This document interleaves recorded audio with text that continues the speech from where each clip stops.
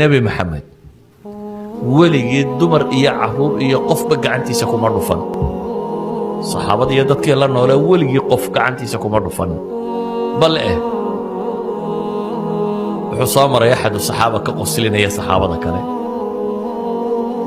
dabeetana isagoo sii jeeda oo aanu arkaynin oo uu saxaabada ka qoslinayo ayuu ul yarow nebigu sitay buu kelida kaga gujiyey saxaabigii baa booday. dabeetana wuxuu yidhi ilaahay rasuulkiisiiyow waad i dhaawacday waan kaa goosanaya. nebigu calayhi salaatu wasalaam wuxuu yidhi gooso, xaq baad u leedahay, gooso. dabeetana wuxuu yidhi markaad aniga nabarka igu dhufatay kelidaydu way bannaanayd, marayma saarayna dee adiga maraad seeta. nebigu intuu maradii ka fayday buu yidhi gooso waaye. dabeetana nebiga calayhi salaatu wasalaam intuu qabsaday buu dhukaday. markaasuu wuxuu yidhi wuxuu baa rabay jidhkaygu inuu jidhkaaga gaadho ilaahay rasuulkiisii.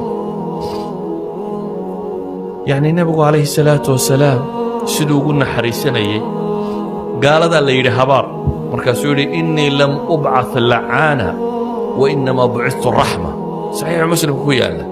waar anaga layma soo dirin buu yidhi inaan mid dadka nacdala noqdo, ee anoo naxariisa baa ilaahay ii soo diray buu nebigu ku yidhi calayhi salaatu wasalaam. waa gaalo habaar bay ku yidhahdeen, udcu cala almushrikiin bay ku yidhaahdeen.